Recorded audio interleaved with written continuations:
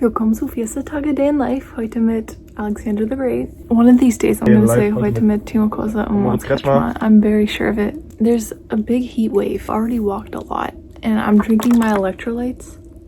That looks so disgusting. It actually tastes kind of disgusting. I think I was supposed to dilute it a little bit more, but 6-7. I was just cutting my bangs because they're long. You know, Taylor Swift just got married and everyone's been giving her a hard time because her bangs are like super thick and they're like, oh, she looks like a beetle. If she looks like a beetle, then what the F am I, bro? So you guys can't say it first. I said it first and I've already accepted it. I'd be okay with looking like a beetle, actually. I don't mind the Beatles, as some of you guys may know. It's not like I've talked about it before. I'm wearing a shirt that says Pink Floyd and it was Wish You Were Here. Woo. You know, that kind of looks like Trump, respectfully. No, actually, F him after the gas prices. Don't come after me, please, ICE. No, I'm American, by the way, born and raised in America, so I'm not the kind of person that would sing proud to be an American, mostly because I'm not biologically, only nationality-y. When I was in Greece and I got my eisbaren Berlin jersey that I was wearing in the last video, when I was there, I made a thirst trap, well, like a lip-syncing TikTok video, and I was like, ich möchte ein Eisbär sein, im kalten Bulle, dann ist nicht mehr Schrei, alles ist so klar. I thought I was feeling cute, you know, I was feeling a little cheeky because I let the, you know, 83 on the sleeve slide. This is almost 1 month after posting it. The eisbär in Berlin liked it. How I imagine that going down is they basically saw it and they watched the whole thing. In my mind, they watched the whole thing and then they saw the sleeve. It was in the mirror, so it kind of looked like it said 38 instead of 83, which is his number. So I'm assuming they're like, wait a minute, she's in a mirror, so it's 83, and 83 is Moritz Kretschmann, and no one else is ordering that kid's jersey. So we need to show this to him and let him know he has a fan who he also talked to for a month, and it was me. That's how I imagine it going down. I love living in delusion land. That makes the whole normal experience feel like a little bit more detached, I think, but it makes you a little bit happier too if you're thinking about the best case scenario. Like, would you rather be an optimist or a pessimist? Optimist, right? Well, it's hard, but you know, I'm harder.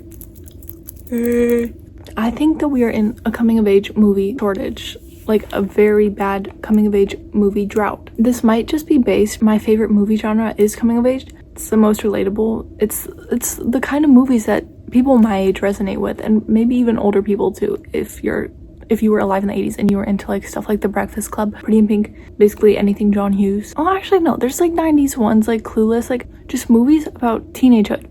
Now, I know it's not a lot of movie people's fault because child labor law is the laws that like you can't work on a movie because you're under 18. Yeah, like minors, like you need a lot of special permission to film. I know that's probably the reason.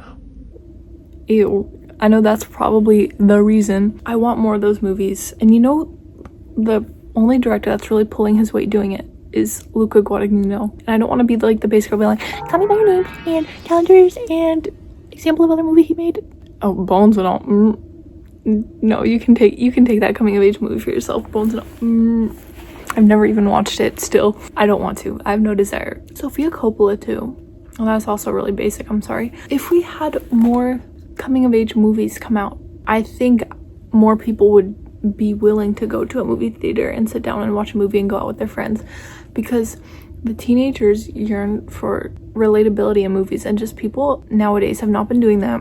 It's always like the same 5 actors in all the movies, and it's always action, comedy, or like a sequel, prequel, 3quel, 4quel, 5, you know. Why are there so many sequels? It's because people are running out of ideas, and you know how many ideas you can have if you just base a movie about average everyday life of a teenager. Infinite. Okay?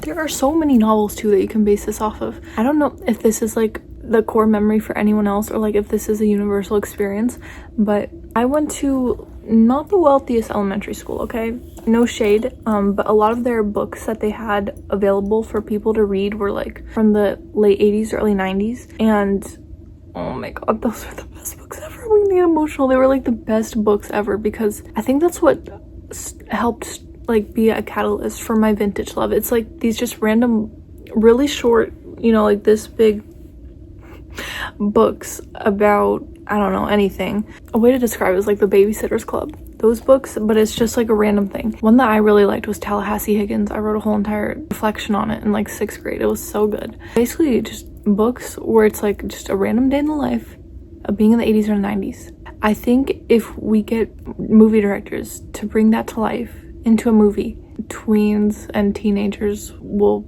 I don't know, find joy, and like movie theaters won't have to close because everyone is willing to go get their protest sign and be like, open up movie theaters. Everyone go to the movies.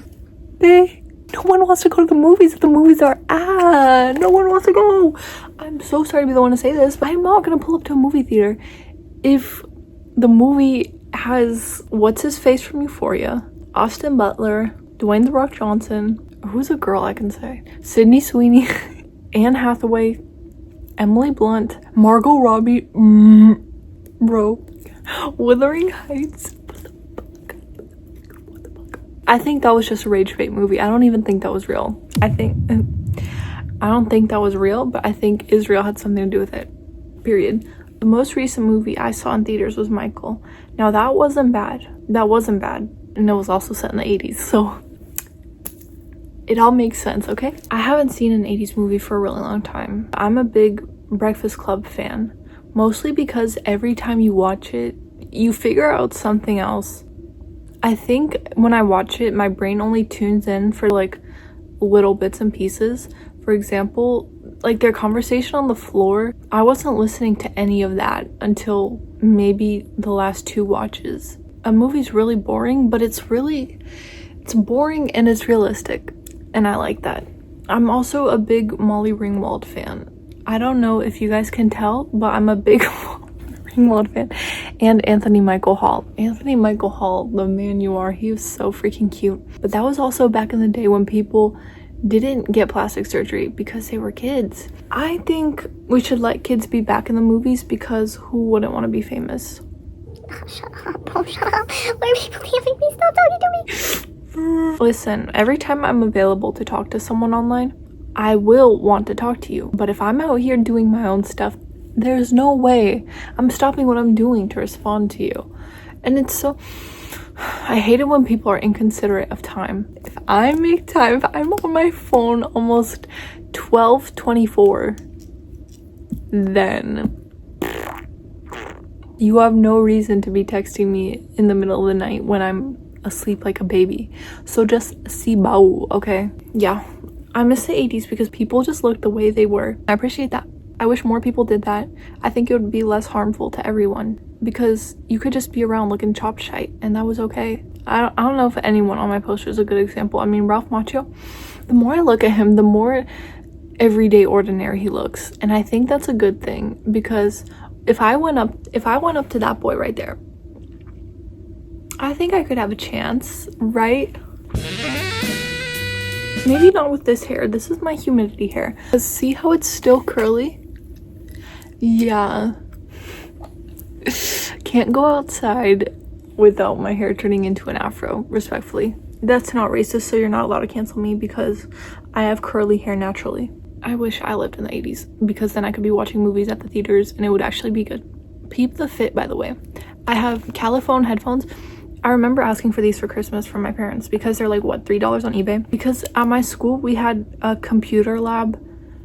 I know, I'm unk enough to say my school had a computer lab. It would be these headphones because we were so poor, like, we couldn't even afford to get new ones except for ones from the 80s. So I have the Caliphone ones. And then my shirt is Pink Floyd, Wish You Were Here, from Canada. And I cut the neck out, obviously. I cut the neck out. Ooh. And I'm wearing the rings I showed off in the other video because they make sound. Don't forget to smile, by the way.